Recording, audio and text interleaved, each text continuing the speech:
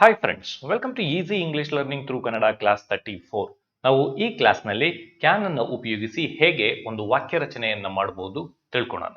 ಬನ್ನಿ ಮೊದಲಿಗೆ ಕ್ಯಾನ್ ಅಂದ್ರೆ ಏನು ಅನ್ನೋದನ್ನ ನೋಡೋಣ. Can is a modal auxiliary verb. ಅಂದ್ರೆ ಕ್ಯಾನ್ ಅನ್ನುವಂಥದ್ದು ಇಲ್ಲಿ ಒಂದು ಸಹಾಯಕ ಕ್ರಿಯಾಪದ. ಯಾವೆಲ್ಲ ಸಂದರ್ಭಗಳಲ್ಲಿ ಉಪಯೋಗಿಸ್ತೀವಿ?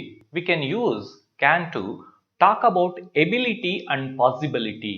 ಅಂದ್ರೆ ಸಾಮರ್ಥ್ಯ ಮತ್ತು ಸಾಧ್ಯತೆಯ ಬಗ್ಗೆ ಮಾತನಾಡುವಾಗ, ಅಂದ್ರೆ ಒಂದು ಕೆಲಸವನ್ನ ಮಾಡಬೇಕಾದಾಗ ಆ ಕೆಲಸವನ್ನು ಮಾಡುವಂತಹ ಸಾಮರ್ಥ್ಯ ಇದೆ ಮತ್ತು ಸಾಧ್ಯತೆ ಇದೆ ಅಂತ ಹೇಳುವಾಗ, ಹಾಗೆ to ask for or give permission, ಅಂದ್ರೆ ಒಂದು ಕೆಲಸವನ್ನು ಮಾಡುವಾಗ ಬೇರೆಯವರ ಅನುಮತಿಯನ್ನ ಕೇಳಲು ಮತ್ತು ಬೇರೆಯವರಿಗೆ ಅನುಮತಿಯನ್ನ ನೀಡಲು. ಹಾಗೆ ಟು ಮೇಕ್ ರಿಕ್ವೆಸ್ಟ್, ಅಂದ್ರೆ ವಿನಂತಿಯನ್ನ ಮಾಡುವಾಗ ನಾವು ಕ್ಯಾನ್ ಅನ್ನ ಉಪಯೋಗಿಸ್ತೀವಿ. ಬನ್ನಿ ವಾಕ್ಯದ ರಚನೆ ಹೇಗೆ ಬರುತ್ತೆ ನೋಡೋಣ. ನಾವು ಮೊದಲನೇ ಕ್ಲಾಸ್ನಲ್ಲಿ ಸಿಂಪಲ್ ಪ್ರೆಸೆಂಟ್ ವಾಕ್ಯವನ್ನ 2 ಪದಗಳೊಂದಿಗೆ ಹೇಗೆ ರಚನೆ ಮಾಡಿದ್ದು ಅನ್ನೋದು ನಿಮ್ಗೆ ಜ್ಞಾಪಕ ಇದೆ, ಹೌದಲ್ಲ? ಐ ಅನ್ನುವಂಥದ್ದು ಸಬ್ಜೆಕ್ಟ್ ಆಗುತ್ತೆ, ಪ್ಲೇ ಅನ್ನುವಂಥದ್ದು ಮೇನ್ ವರ್ಬ್ ಆಗುತ್ತೆ. ಐ ಪ್ಲೇ ಅಂತ ಆಗುತ್ತೆ, ಅಂದ್ರೆ ನಾನು ಆಡುತ್ತೇನೆ ಅಂತ ಆಗುತ್ತೆ. ಏನನ್ನ? ಐ ಪ್ಲೇ ಕ್ರಿಕೆಟ್, ನಾನು ಕ್ರಿಕೆಟ್ ಆಟ ಆಡುತ್ತೇನೆ ಅಂತ ಆಗುತ್ತೆ. ಇಲ್ಲಿ ಕ್ರಿಕೆಟ್ ಅನ್ನುವಂಥದ್ದು ಆಬ್ಜೆಕ್ಟ್ ಆಗುತ್ತೆ. ಈ ವಾಕ್ಯದ ಅರ್ಥ ಏನು? ನನಗೆ ಕ್ರಿಕೆಟ್ ಆಡುವಂಥದ್ದು ನನ್ನ ಅಭ್ಯಾಸ ಅಂತ ಹೇಳ್ತಾ ಇದ್ದೀವಿ. ಹಾಗೆ ಇದೇ ವಾಕ್ಯದಲ್ಲಿ ಕ್ಯಾನ್ ಅನ್ನ ಉಪಯೋಗಿಸಿ ವಾಕ್ಯ ರಚನೆ ಮಾಡಿದ್ರೆ ವಾಕ್ಯದ ಅರ್ಥದಲ್ಲಿ ಏನ್ ಬದಲಾವಣೆ ಆಗುತ್ತೆ ನೋಡಿ. ಇಲ್ಲಿ ಐ ಕ್ಯಾನ್ ಪ್ಲೇ ಕ್ರಿಕೆಟ್, ನಾನು ಕ್ರಿಕೆಟ್ ಆಡಬಲ್ಲೆ. ಅಂದ್ರೆ ಈ ವಾಕ್ಯ ಏನ್ ಅರ್ಥ ಕೊಡ್ತಾ ಇದೆ? ನನಗೆ ಕ್ರಿಕೆಟ್ ಆಡುವಂತಹ ಸಾಮರ್ಥ್ಯ ಇದೆ ಅಂತ ಹೇಳ್ತಾ ಇದೆ. ಆಡಬಲ್ಲೆ ಅಂದ್ರೆ ನನಗೆ ಆ ಶಕ್ತಿ ಇದೆ, ನಾನು ಕ್ರಿಕೆಟ್ ಅನ್ನ ಆಡಬಲ್ಲೆ ಅಂತ ಹೇಳ್ತಾ ಇದ್ದೀವಿ. ಗೊತ್ತಾಗ್ತಿದೆಯಲ್ಲ? ಬನ್ನಿ ವಾಕ್ಯಗಳನ್ನ ಹೇಗೆ ರಚನೆ ಮಾಡೋದು ಕಲ್ತ್ಕೊಳ್ಳೋಣ. ಫಾರ್ಮ್ಯಾಟ್ ಹೇಗೆ ಬರುತ್ತೆ? ಮೊದಲು ಸಬ್ಜೆಕ್ಟ್ ಅನ್ನ ಬಳಸ್ತೀವಿ. ಸಬ್ಜೆಕ್ಟ್ ನಲ್ಲಿ ಎಲ್ಲ ಸಬ್ಜೆಕ್ಟಿವ್ ಪ್ರೊನೌನ್ಗಳನ್ನ ಬಳಸ್ತಾ ಇದ್ದೀವಿ. ಸಬ್ಜೆಕ್ಟ್ ನ ನಂತರದಲ್ಲಿ ನಾವು ಮಾಡಲ್ ವರ್ಬ್ ಅನ್ನ ಉಪಯೋಗಿಸ್ತಾ ಇದೀವಿ. ಇದನ್ನ ಜ್ಞಾಪಕ ಇಟ್ಕೋಬೇಕು. ಸಬ್ಜೆಕ್ಟ್ ನ ನಂತರದಲ್ಲಿ ನಾವು ಮಾಡಲ್ ವರ್ಬ್ ಅನ್ನ ಉಪಯೋಗಿಸ್ತೀವಿ. ಕೊನೆಯಲ್ಲಿ ನಾವು ಬೇಸ್ ಫಾರ್ಮ್ ನಲ್ಲಿ ಇರುವಂತಹ ಮೇನ್ ವರ್ಬ್ ಅನ್ನ ಉಪಯೋಗಿಸ್ತಾ ಇದ್ದೀವಿ. ಬನ್ನಿ ವಾಕ್ಯದ ರಚನೆ ಹೇಗೆ ಬರುತ್ತೆ ನೋಡೋಣ. ಐ ಕ್ಯಾನ್ ಕಮ್, ನಾನು ಬರಲಿಕ್ಕಾಗುತ್ತದೆ ಅಥವಾ ನಾನು ಬರಲು ಸಾಧ್ಯವಾಗುತ್ತದೆ. ಅಂದ್ರೆ ಒಂದು ಕೆಲಸವನ್ನ ನಾನು ಮಾಡ್ಲಿಕ್ಕಾಗುತ್ತೆ, ನನ್ನಿಂದ ಸಾಧ್ಯ ಇದೆ, ನನಗೆ ಒಂದು ಕೆಲಸವನ್ನ ಮಾಡುವಂತಹ ಶಕ್ತಿ ಇದೆ, ಸಾಮರ್ಥ್ಯ ಇದೆ ಅಂತ ಹೇಳುವಾಗ ನಾವು ಈ ವಾಕ್ಯವನ್ನ ಉಪಯೋಗಿಸ್ತೀವಿ. ಬನ್ನಿ ಒಂದೆರಡು ಉದಾಹರಣೆಗಳನ್ನ ನೋಡೋಣ. ಐ ಕ್ಯಾನ್ ರನ್, ನಾನು ಓಡಬಲ್ಲೆ, ಅಂದ್ರೆ ನನಗೆ ಓಡುವಂತಹ ಸಾಮರ್ಥ್ಯ ಇದೆ ಅಂತ ಹೇಳ್ತಾ ಇದ್ದೀನಿ. ಹಾಗೆ ವಿ ಕ್ಯಾನ್ ಸ್ವಿಮ್, ನಾವು ಈಜಲಿಕ್ಕಾಗುತ್ತದೆ, ಅಂದ್ರೆ ನಮಗೆ ಈಜುವಂತಹ ಸಾಮರ್ಥ್ಯ ಇದೆ ಅಂತ ಹೇಳ್ತಾ ಇದ್ದೀವಿ. ಹಾಗೆ ಹಿ ಕ್ಯಾನ್ ಪ್ಲೇ ವೈಲಿನ್, ಅವನು ಪಿಟೀಲು ನುಡಿಸಬಲ್ಲನು, ಅಂದ್ರೆ ಅವನಿಗೆ ಪಿಟೀಲು ನುಡಿಸುವಂತಹ ಸಾಮರ್ಥ್ಯ ಇದೆ ಅಂತ ಹೇಳ್ತಾ ಇದ್ದೀವಿ. ಯು ಕ್ಯಾನ್ ವಾಕ್ ಮೈಲ್ಸ್, ನೀನು ಮೈಲುಗಳಷ್ಟು ನಡೆಯಲಿಕ್ಕಾಗುತ್ತದೆ. ಐ ಕ್ಯಾನ್ ಸ್ಪೀಕ್ ಇಂಗ್ಲಿಷ್, ನಾನು ಇಂಗ್ಲಿಷ್ ಮಾತನಾಡಬಲ್ಲೆ, ಅಂದ್ರೆ ನನ್ನಿಂದ ಇಂಗ್ಲಿಷ್ ಮಾತನಾಡಲಿಕ್ಕೆ ಸಾಧ್ಯ ಆಗುತ್ತೆ, ನನಗೆ ಆ ಸಾಮರ್ಥ್ಯ ಇದೆ ಅಂತ ಹೇಳ್ತಾ ಇದ್ದೀವಿ. ಹಾಗೆ ದೇ ಕ್ಯಾನ್ ಗೋ ಟುಗೆದರ್, ಅವರು ಒಟ್ಟಿಗೆ ಹೋಗಲಿಕ್ಕಾಗುತ್ತದೆ, ಅಂದ್ರೆ ಅವರಿಗೆ ಒಟ್ಟಿಗೆ ಹೋಗ್ಲಿಕ್ಕೆ ಶಕ್ತಿ ಇದೆ ಅಂತ ಹೇಳ್ತಾ ಇದ್ದೀವಿ. ಗೊತ್ತಾಗ್ತಿದೆಯಲ್ಲ? ಅಂದ್ರೆ ಇಲ್ಲಿ ಒಂದು ಕೆಲಸವನ್ನ ಮಾಡುವಂತಹ ಸಾಮರ್ಥ್ಯ ಇದೆ ಅಂತ ಹೇಳುವಾಗ ನಾವು ಕ್ಯಾನ್ ಅನ್ನ ಉಪಯೋಗಿಸಿ ವಾಕ್ಯ ರಚನೆಯನ್ನ ಮಾಡ್ತೀವಿ. ಬನ್ನಿ ಉಳಿದ ವಾಕ್ಯಗಳು ಹೇಗೆ ಬರುತ್ತೆ ನೋಡೋಣ. ವಿ ಕ್ಯಾನ್ ಕಮ್, ನಾವು ಬರಲಿಕ್ಕಾಗುತ್ತದೆ. ಯು ಕ್ಯಾನ್ ಕಮ್, ನೀನು ಬರಲಿಕ್ಕಾಗುತ್ತದೆ. ದೇ ಕ್ಯಾನ್ ಕಮ್, ಅವರು ಬರಲಿಕ್ಕಾಗುತ್ತದೆ. ಹಿ ಕ್ಯಾನ್ ಕಮ್, ಅವನು ಬರಲಿಕ್ಕಾಗುತ್ತದೆ. ಶಿ ಕ್ಯಾನ್ ಕಮ್, ಅವಳು ಬರಲಿಕ್ಕಾಗುತ್ತದೆ.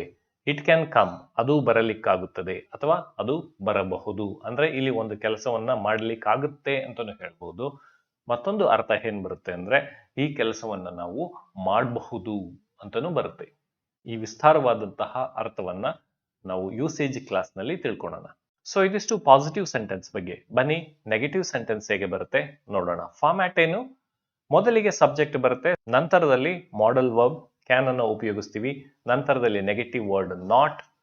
ಇಲ್ಲಿ ಜ್ಞಾಪಕ ಇಟ್ಕೋಬೇಕಾಗಿರುವಂತದ್ದು ನಾಟ್ ಎಲ್ಲಿ ಬರುತ್ತೆ ಅನ್ನುವಂಥದ್ದು. ಕ್ಯಾನ್ ನ ಪಕ್ಕದಲ್ಲಿಯೇ ನಾವು ನಾಟ್ ಅನ್ನ ಉಪಯೋಗಿಸ್ತಾ ಇದ್ದೀವಿ. ಹಾಗೆ ಕೊನೆಯಲ್ಲಿ ಬೇಸ್ ಫಾರ್ಮ್ಯಾಟ್ ನಲ್ಲಿರುವಂತಹ ಮೇನ್ ವರ್ಬ್. ಬನ್ನಿ ವಾಕ್ಯಗಳು ಹೇಗೆ ಬರುತ್ತೆ ನೋಡೋಣ. ಐ ಕ್ಯಾನಾಟ್ ಕಮ್, ನಾನು ಬರಲಿಕ್ಕಾಗುವುದಿಲ್ಲ, ಅಂದ್ರೆ ನನಗೆ ಒಂದು ಕೆಲಸವನ್ನ ಮಾಡಲಿಕ್ಕೆ ಆಗೋದಿಲ್ಲ ಅಂತ ಹೇಳುವಾಗ ನಾವು ಈ ವಾಕ್ಯವನ್ನ ಉಪಯೋಗಿಸ್ತೀವಿ. ವಿ ಕೆನಾಟ್ ಕಮ್, ನಾವು ಬರಲು ಸಾಧ್ಯವಿಲ್ಲ. ಯು ಕೆನಾಟ್ ಕಮ್, ನೀವು ಬರಲು ಸಾಧ್ಯವಿಲ್ಲ. ದೇ ಕೆನಾಟ್ ಕಮ್, ಅವರು ಬರಲು ಸಾಧ್ಯವಿಲ್ಲ. ಹಿ ಕೆನಾಟ್ ಕಮ್, ಅವನು ಬರಲು ಸಾಧ್ಯವಿಲ್ಲ. ಶಿ ಕೆನಾಟ್ ಕಮ್, ಅವಳು ಬರಲು ಸಾಧ್ಯವಿಲ್ಲ. ಇಟ್ ಕೆನಾಟ್ ಕಮ್, ಅದು ಬರಲು ಸಾಧ್ಯವಿಲ್ಲ. ಬನ್ನಿ ಇದರ ಶಾರ್ಟ್ ಫಾರ್ಮ್ಯಾಟ್ ಹೇಗೆ ಬರುತ್ತೆ ನೋಡೋಣ. ಫಾರ್ಮ್ಯಾಟ್ ಏನು? ಮೊದಲಿಗೆ ಸಬ್ಜೆಕ್ಟ್ ಬರುತ್ತೆ, ನಂತರದಲ್ಲಿ ಮಾಡಲ್ ವರ್ಬ್ ಮತ್ತೆ ನೆಗೆಟಿವ್ ವರ್ಡ್ ಒಟ್ಟಿಗೆ ಬರ್ತಾ ಇದೆ. ಅಂದ್ರೆ ಕ್ಯಾನ್ ಮತ್ತೆ ನಾಟ್ ಒಟ್ಟಿಗೆ ಸೇರಿ ಕಾಂಟ್ ಆಗ್ತಾ ಇದೆ. ಹಾಗೆ ಕೊನೆಯಲ್ಲಿ ಬೇಸ್ ಫಾರ್ಮ್ ನಲ್ಲಿರುವಂತಹ ಮೇನ್ ವರ್ಬ್. ಬನ್ನಿ ವಾಕ್ಯಗಳ ಹೇಗೆ ಬರುತ್ತೆ ನೋಡೋಣ. ಐ ಕಾಂಟ್ ಕಮ್, ನಾನು ಬರಲಿಕ್ಕಾಗುವುದಿಲ್ಲ. ಇಲ್ಲಿ ವಾಕ್ಯದ ಅರ್ಥದಲ್ಲೇನು ಬದಲಾವಣೆ ಇಲ್ಲ, ಬದಲಾವಣೆ ಇರುವಂತದ್ದು ಈ ಶಾರ್ಟ್ ಫಾರ್ಮ್ಯಾಟ್ ನಲ್ಲಿ ಮಾತ್ರ. ವಿ ಕಾಂಟ್ ಕಮ್, ನಾವು ಬರಲು ಸಾಧ್ಯವಿಲ್ಲ. ಯು ಕಾಂಟ್ ಕಮ್, ನೀವು ಬರಲು ಸಾಧ್ಯವಿಲ್ಲ. ದೇ ಕಾಂಟ್ ಕಮ್, ಅವರು ಬರಲು ಸಾಧ್ಯವಿಲ್ಲ. ಹಿ ಕಾಂಟ್ ಕಮ್, ಅವನು ಬರಲು ಸಾಧ್ಯವಿಲ್ಲ. ಶಿ ಕಾಂಟ್ ಕಮ್, ಅವಳು ಬರಲು ಸಾಧ್ಯವಿಲ್ಲ. ಇಟ್ ಕಾಂಟ್ ಕಮ್, ಅದು ಬರಲು ಸಾಧ್ಯವಿಲ್ಲ. ಬನ್ನಿ ಒಂದೆರಡು ಉದಾಹರಣೆಗಳನ್ನ ನೋಡೋಣ. ಐ ಕಾಂಟ್ ರೈಟ್, ನಾನು ಬರೆಯಲಿಕ್ಕಾಗುವುದಿಲ್ಲ, ಅಂದ್ರೆ ನನಗೆ ಬರೆಯುವ ಸಾಮರ್ಥ್ಯ ಇಲ್ಲ ಅಂತ ಹೇಳ್ತಾ ಇದ್ದೀನಿ. ಐ ಕಾಂಟ್ ಕನ್ವಿನ್ಸ್, ನಾನು ಮನವರಿಕೆ ಮಾಡಲು ಸಾಧ್ಯವಿಲ್ಲ, ಅಂದ್ರೆ ನನಗೆ ಮನವೊಲಿಸುವ ಶಕ್ತಿ ಇಲ್ಲ ಅಂತ ಹೇಳ್ತಾ ಇದ್ದೀನಿ. ವಿ ಕಾಂಟ್ ಜಂಪ್, ನಾವು ಜಿಗಿಯಲು ಸಾಧ್ಯವಿಲ್ಲ. ಯು ಕಾಂಟ್ ನೆಗೋಷಿಯೇಟ್, ನೀವು ಮಾತುಕತೆ ನಡೆಸಲು ಸಾಧ್ಯವಿಲ್ಲ. ಶಿ ಕಾಂಟ್ ಡಿಸೈಡ್, ಅವಳು ನಿರ್ಧರಿಸಲು ಸಾಧ್ಯವಿಲ್ಲ. ದೇ ಕಾಂಟ್ ಕುಕ್, ಅವರು ಅಡುಗೆ ಮಾಡಲು ಸಾಧ್ಯವಿಲ್ಲ. ಸೊ ಇದಿಷ್ಟು ನೆಗೆಟಿವ್ ಸೆಂಟೆನ್ಸ್ ಬಗ್ಗೆ. ಬನ್ನಿ ಈಗ ಕ್ವೆಶ್ಚನ್ಸ್ ಹೇಗೆ ಬರುತ್ತೆ ನೋಡೋಣ. ಇಲ್ಲಿ ಎರಡು ರೀತಿಯ ಕ್ವೆಶ್ಚನ್ಸ್ ಇರುತ್ತೆ, ಪಾಸಿಟಿವ್ ಕ್ವೆಶ್ಚನ್ಸ್ ಮತ್ತೆ ನೆಗೆಟಿವ್ ಕ್ವೆಶ್ಚನ್ಸ್. ಬನ್ನಿ ಮೊದಲು ಪಾಸಿಟಿವ್ ಕ್ವೆಶ್ಚನ್ಸ್ ಹೇಗೆ ಬರುತ್ತೆ ನೋಡೋಣ. ಫಾರ್ಮ್ಯಾಟ್ ಏನು? ಮೊದಲು ನಾವು ಕ್ಯಾನ್ ಅನ್ನು ಉಪಯೋಗಿಸ್ತೀವಿ, ನಂತರದಲ್ಲಿ ಸಬ್ಜೆಕ್ಟ್, ನಂತರದಲ್ಲಿ ಬೇಸ್ ಫಾರ್ಮ್ ನಲ್ಲಿರುವಂತಹ ಮೇನ್ ವರ್ಬ್. ಈ ಆರ್ಡರ್ ಅನ್ನು ನೀವು ಜ್ಞಾಪಕ ಇಟ್ಕೋಬೇಕು. ಬನ್ನಿ ವಾಕ್ಯಗಳು ಹೇಗೆ ಬರುತ್ತೆ ನೋಡೋಣ. ಕ್ಯಾನ್ ಐ ಕಮ್, ನಾನು ಬರಲಿಕ್ಕಾಗುತ್ತದಾ, ಅಂದ್ರೆ ನನಗೆ ಬರುವಂತಹ ಸಾಮರ್ಥ್ಯ ಇದೆಯಾ ಅಂತ ಪ್ರಶ್ನೆ ಮಾಡ್ಕೋತಾ ಇದ್ದೀನಿ. ಅಂದ್ರೆ ಒಂದು ಕೆಲಸವನ್ನ ಮಾಡ್ಲಿಕ್ಕೆ ಸಾಧ್ಯ ಇದೆಯಾ, ಸಾಮರ್ಥ್ಯ ಇದೆಯಾ, ಶಕ್ತಿ ಇದೆಯಾ ಅಂತ ಪ್ರಶ್ನೆ ಮಾಡ್ತಾ ಇದ್ದೀವಿ. ಬನ್ನಿ ಒಂದೆರಡು ಉದಾಹರಣೆಗಳನ್ನ ನೋಡೋಣ. ಕ್ಯಾನ್ ಐ ಕಂಪ್ಲೀಟ್, ನಾನು ಪೂರ್ಣಗೊಳಿಸಲಿಕ್ಕಾಗುತ್ತದಾ, ಅಂದ್ರೆ ನನ್ನಿಂದ ಇದನ್ನ ಪೂರ್ಣ ಮಾಡ್ಲಿಕ್ಕೆ ಆಗುತ್ತಾ ಅಂತ ಪ್ರಶ್ನೆ ಮಾಡ್ತಾ ಇದ್ದೀನಿ. ಕ್ಯಾನ್ ಯು ಹೆಲ್ಪ್ ಮೀ, ನೀವು ನನಗೆ ಸಹಾಯ ಮಾಡಲಿಕ್ಕಾಗುತ್ತದಾ ಅಥವಾ ನೀವು ನನಗೆ ಸಹಾಯ ಮಾಡಬಹುದಾ ಅಂತ ಕೇಳ್ತಾ ಇದ್ದೀವಿ. ಹಾಗೆ ಕ್ಯಾನ್ ಶಿ ಮ್ಯಾನೇಜ್ ದಿಸ್, ಅವಳು ಇದನ್ನು ನಿರ್ವಹಿಸಲಿಕ್ಕಾಗುತ್ತದಾ. ಕ್ಯಾನ್ ಯು ಲೀವ್ ವಿತೌಟ್ ಮನಿ, ಹಣವಿಲ್ಲದೆ ಬದುಕಲು ಸಾಧ್ಯವೇ, ಅಂದ್ರೆ ಹಣ ಇಲ್ಲದೆ ಬದುಕಲಿಕ್ಕೆ ಸಾಧ್ಯನಾ ಅಂತ ಪ್ರಶ್ನೆ ಮಾಡ್ತಾ ಇದ್ದೀವಿ. Can you fix the computer, ನೀವು ಕಂಪ್ಯೂಟರ್ ಅನ್ನು ಸರಿಪಡಿಸಲಿಕ್ಕಾಗುತ್ತದಾ ಅಥವಾ ನೀವು ಕಂಪ್ಯೂಟರ್ ಅನ್ನು ಸರಿಪಡಿಸಬಹುದಾ ಅಂತ ಕೇಳ್ತಾ ಇದ್ದೀವಿ. ಹಾಗೆ can he complete the work, ಅವನು ಕೆಲಸವನ್ನ ಪೂರ್ಣಗೊಳಿಸಲಿಕ್ಕಾಗುತ್ತದಾ, ಅಂದ್ರೆ ಅವನು ಈ ಕೆಲಸವನ್ನ ಮುಗಿಸ್ಲಿಕ್ಕೆ ಆಗುತ್ತಾ, ಪೂರ್ಣ ಮಾಡ್ಲಿಕ್ಕಾಗುತ್ತಾ ಅಂತ ಕೇಳ್ತಾ ಇದ್ದೀವಿ. ಬನ್ನಿ ಉಳಿದ ವಾಕ್ಯಗಳು ಹೇಗೆ ಬರುತ್ತೆ ನೋಡೋಣ. ಕ್ಯಾನ್ ವಿ ಕಮ್, ನಾವು ಬರಲಿಕ್ಕಾಗುತ್ತದಾ. ಕ್ಯಾನ್ ಯು ಕಮ್, ನೀವು ಬರಲಿಕ್ಕಾಗುತ್ತದಾ ಅಥವಾ ನೀವು ಬರಬಹುದಾ ಅಂತ ಆಗುತ್ತೆ. ಹಾಗೆ ಕ್ಯಾನ್ ದೇ ಕಮ್, ಅವರು ಬರಲಿಕ್ಕಾಗುತ್ತದಾ. ಕ್ಯಾನ್ ಹಿ ಕಮ್, ಅವನು ಬರಲಿಕ್ಕಾಗುತ್ತದಾ. ಕ್ಯಾನ್ ಶಿ ಕಮ್, ಅವಳು ಬರಲಿಕ್ಕಾಗುತ್ತದಾ. ಕ್ಯಾನ್ ಇಟ್ ಕಮ್, ಅದು ಬರಲಿಕ್ಕಾಗುತ್ತದಾ. ಇದಿಷ್ಟು ಪಾಸಿಟಿವ್ ಕ್ವೆಶ್ಚನ್ಸ್ ಬಗ್ಗೆ. ಬನ್ನಿ ನೆಗೆಟಿವ್ ಕ್ವೆಶ್ಚನ್ಸ್ ಹೇಗೆ ಬರುತ್ತೆ ನೋಡೋಣ. ಮೊದಲಿಗೆ ಮಾಡಲ್ ವರ್ಬ್, ನಂತರದಲ್ಲಿ ಸಬ್ಜೆಕ್ಟ್, ನಂತರದಲ್ಲಿ ನೆಗೆಟಿವ್ ವರ್ಡ್ ನಾಟ್. ಇಲ್ಲಿ ಗಮನಿಸಿ, ಸಬ್ಜೆಕ್ಟ್ ಬಂದ ಕೂಡಲೇ ನೆಗೆಟಿವ್ ವರ್ಡ್ ನಾಟ್ ಅನ್ನ ಬಳಸ್ತಾ ಇದ್ದೀವಿ, ಇದನ್ನ ಜ್ಞಾಪಕ ಇಟ್ಕೋಬೇಕು. ಕೊನೆಯಲ್ಲಿ ಬೇಸ್ ಫಾರ್ಮ್ ನಲ್ಲಿರುವಂತಹ ಮೇನ್ ವರ್ಬ್. ಬನ್ನಿ ವಾಕ್ಯಗಳು ಹೇಗೆ ಬರುತ್ತೆ ನೋಡೋಣ. ಕ್ಯಾನ್ ಐ ನಾಟ್ ಕಮ್, ನಾನು ಬರಲಿಕ್ಕಾಗುವುದಿಲ್ಲವಾ, ಅಂದ್ರೆ ನನಗೆ ಬರುವಂತಹ ಸಾಮರ್ಥ್ಯ ಇಲ್ವಾ ಅಂತ ನನ್ನನ್ನು ನಾನು ಪ್ರಶ್ನೆ ಮಾಡ್ಕೋತಾ ಇದ್ದೀನಿ. ಅಂದ್ರೆ ಇಲ್ಲಿ ಒಂದು ಕೆಲಸವನ್ನ ಒಬ್ಬ ವ್ಯಕ್ತಿ ಮಾಡ್ಲಿಕ್ಕೆ ಸಾಧ್ಯ ಇಲ್ವಾ ಅಂತ ನಕಾರಾತ್ಮಕವಾಗಿ ಪ್ರಶ್ನೆ ಮಾಡ್ತಾ ಇದ್ದೀವಿ.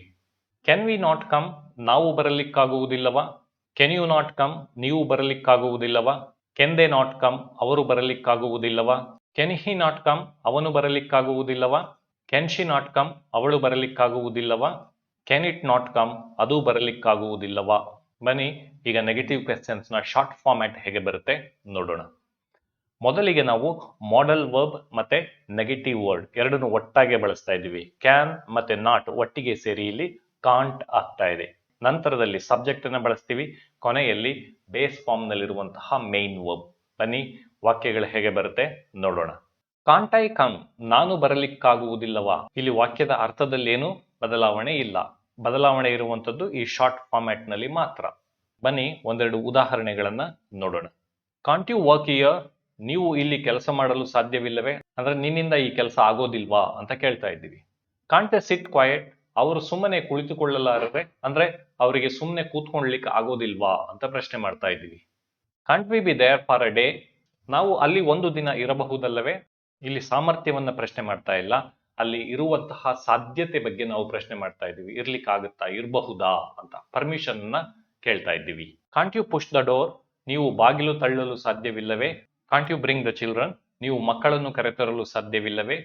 ಹಾಗೆ can't I reach there in time? ನಾನು ಸಮಯಕ್ಕೆ ಅಲ್ಲಿಗೆ ತಲುಪಲು ಸಾಧ್ಯವಿಲ್ಲವೇ? ಅಂದ್ರೆ ಸಮಯಕ್ಕೆ ಸರಿಯಾಗಿ ನಾನು ಅಲ್ಲಿಗೆ ಹೋಗ್ಲಿಕ್ಕೆ ಸಾಧ್ಯ ಇಲ್ವಾ ಅಂತ ಪ್ರಶ್ನೆ ಮಾಡ್ತಾ ಇದ್ದೀವಿ. ಗೊತ್ತಾಗ್ತಿದೆಯಲ್ಲ? ಬನ್ನಿ ಉಳಿದ ವಾಕ್ಯಗಳು ಹೇಗೆ ಬರುತ್ತೆ ನೋಡೋಣ. Can't we come? ನಾವು ಬರಲಿಕ್ಕಾಗುವುದಿಲ್ಲವಾ? Can't you come? ನೀವು ಬರಲಿಕ್ಕಾಗುವುದಿಲ್ಲವಾ? Can't they come? ಅವರು ಬರಲಿಕ್ಕಾಗುವುದಿಲ್ಲವಾ? Can't he come? ಅವನು ಬರಲಿಕ್ಕಾಗುವುದಿಲ್ಲವಾ? Can't she come? ಅವಳು ಬರಲಿಕ್ಕಾಗುವುದಿಲ್ಲವಾ? Can't it come? ಅದು ಬರಲಿಕ್ಕಾಗುವುದಿಲ್ಲವಾ? ಅಂದ್ರೆ ಇದು ಸಿಂಪಲ್ ಪ್ರೆಸೆಂಟ್ ಟೆನ್ಸ್ ನಲ್ಲಿ ಹೇಗೆ ನಾವು ಕ್ಯಾನ್ ಅನ್ನು ಬಳಸಿ ವಾಕ್ಯವನ್ನ ರಚನೆ ಮಾಡಬಹುದು ಅನ್ನುವಂಥದ್ದು. ಗೊತ್ತಾಗ್ತಿದೆಯಲ್ಲ? ಬನ್ನಿ ಅಭ್ಯಾಸವನ್ನ ಹೇಗೆ ಮಾಡೋದು ನೋಡೋಣ. ಇಲ್ಲಿ ಕನ್ನಡದ ಅರ್ಥವನ್ನ ಐಗೆ ಮಾತ್ರ ಕೊಟ್ಟಿದ್ದೀನಿ. ನೀವು ಉಳಿದ ಪ್ರೊನೌನ್ಗಳಿಗೆ ಕನ್ನಡದ ಅರ್ಥವನ್ನ ಹಾಗೆ ಮಾಡ್ಕೋತಾ ಹೋಗ್ಬೇಕಾಗುತ್ತೆ. ಹೇಗೆ ಅಭ್ಯಾಸ ಮಾಡಬೇಕು ನೋಡಿ. ಇಲ್ಲಿ ಐ ಕ್ಯಾನ್ ಪ್ರಿಫರ್, ನಾನು ಆದ್ಯತೆ ನೀಡಬಲ್ಲೆ ಅಂತ ಆಗುತ್ತೆ. ಅಂದ್ರೆ ನನಗೆ ಆದ್ಯತೆಯನ್ನು ನೀಡುವಂತಹ ಶಕ್ತಿ ಇದೆ, ನಾನು ನೀಡಬಲ್ಲೆ ಅಂತ ಹೇಳ್ತಾ ಇದ್ದೀವಿ. ಹಾಗೆ ಇನ್ನೂ ಒಂದು ಅರ್ಥವನ್ನ ಬಳಸ್ಬೋದು. ಹೇಗೆ ಬರುತ್ತೆ? ನಾನು ಆದ್ಯತೆ ನೀಡಬಹುದು ಅಂತ ಆಗುತ್ತೆ. ಅಂದ್ರೆ ನಾನು ಪರ್ಮಿಟ್ ಮಾಡಬಹುದು ಅಂತ ಆಗುತ್ತೆ. ಹೀಗೆ ನೀವು ಈ ಎಲ್ಲ ಪ್ರೊನೌನ್ಗಳ ಜೊತೆಯಲ್ಲಿ ಈ ಎಲ್ಲ ಪದಗಳನ್ನ ತಗೊಂಡು ನೀವು ಅಭ್ಯಾಸವನ್ನ ಮಾಡಿ. ಇದಿಷ್ಟು ಈ ಕ್ಲಾಸಿನ ಬಗ್ಗೆ. ಈ ಕ್ಲಾಸ್ ಇಷ್ಟ ಆದ್ರೆ ದಯವಿಟ್ಟು ಒಂದು ಲೈಕ್ ಅನ್ನು ಕೊಡಿ. ಹೊಸದಾಗಿ ವಿಡಿಯೋ ನೋಡ್ತಾ ಇದ್ರೆ ಸಬ್ಸ್ಕ್ರೈಬ್ ಮಾಡಿ. ಮುಂದಿನ ಕ್ಲಾಸ್ನಲ್ಲಿ ಮತ್ತೆ ಸಿಗೋಣ. Thank you friends.